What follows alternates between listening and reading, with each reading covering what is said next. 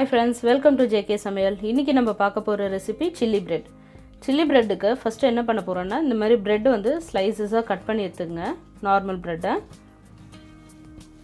அது ஃபர்ஸ்ட் ஒரு panல வந்து ஒரு 2 ஸ்பூன் அளவுக்கு ஆயில் சேர்த்துக்குங்க. நீங்க நார்மலா சமைக்கிற எண்ணெயை சேர்த்துக்கலாம். இந்த எண்ணெய் வந்து நல்லா சூடாகட்டும். நம்ம கட் பண்ணி வச்சிருக்க இந்த பிரெட் எல்லாம் வந்து இதல போட்டுடலாம்.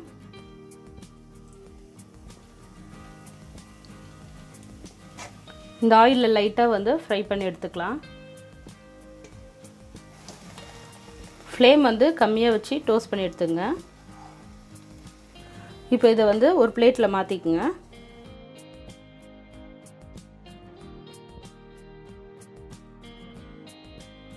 மறுபடியும் அதே panல வந்து கொஞ்சம் எண்ணெய் சேர்த்துங்க.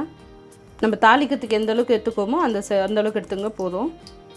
கடுகு வந்து ஒரு 1/2 டீஸ்பூன். கடுகு வெடிச்சதும் ஒரு 1/4 ஸ்பூன் வந்து சீரகம் சேர்த்துங்க. அடுத்து ஒரு ஸ்பூன் வந்து இஞ்சி நல்லா துண்டா கட் பண்ணியிருக்கேன். பொடிசா கட் பண்ணதை இத சேர்த்துக்கலாம். பூண்டு நான் ஒரு 2 பூண்டு வந்து நல்ல பொடியா கட் பண்ணி வச்சிருக்கேன். அதையும் சேர்த்துங்க. கருவேப்பிலை கொஞ்சம். ஒரு 3 பச்சை மிளகாய் வந்து நல்ல பொடியா கட் பண்ணியிருக்கேன். உங்க காரத்துக்கு ஏத்த மாதிரி நீங்க வந்து ஆட் பண்ணிக்கலாம்.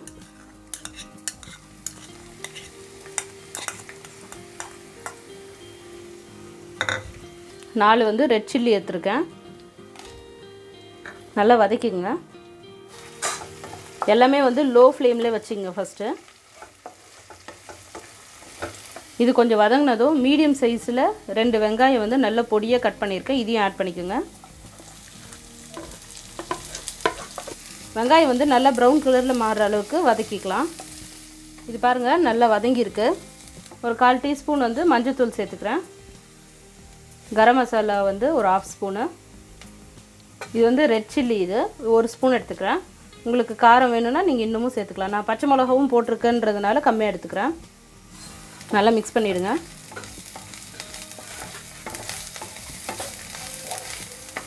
இது நல்லா mix பண்ணிட்டு கொடை மிளகாய் வந்து நல்ல பீசஸா கட் பண்ணி வச்சிருக்கேன். ஒரு கொடை மிளகாய் சின்னது எடுத்துர்க்கேன். ஒரு 2 தக்காளி வந்து நல்ல பொடிசா கட் பண்ணது ஆட் பண்ணிக்கோங்க. நான் இப்போ வரல எதுவும் தண்ணி எதுவும் ஆட் பண்ணலங்க. இப்போ வந்து salt வந்து தேவைக்கேற்ப ஆட் பண்ணிக்கலாம் இந்த டைம்ல.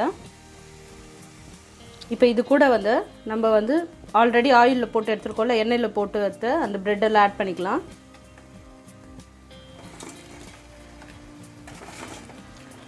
இது நம்ம கடையில செய்யற மாதிரி எந்த சாஸும் யூஸ் பண்ண மாட்டோங்க. நம்ம வீட்ல இருக்கிற பொருள் வச்சு செய்யற ஒரு ஈஸியான ஸ்நாக்ஸ். பசங்களும் இத வந்து ரொம்ப விரும்பி சாப்பிடுவாங்க. நல்லா mix பண்ணிக்கங்க. இது வந்து நல்ல ஒரு 1 நிமிஷம் வந்து இந்த மாதிரி mix பண்ணிக்கங்க. நல்ல மசாலா அப்பதான் அதுல ஃபார்ம் ஆகும்.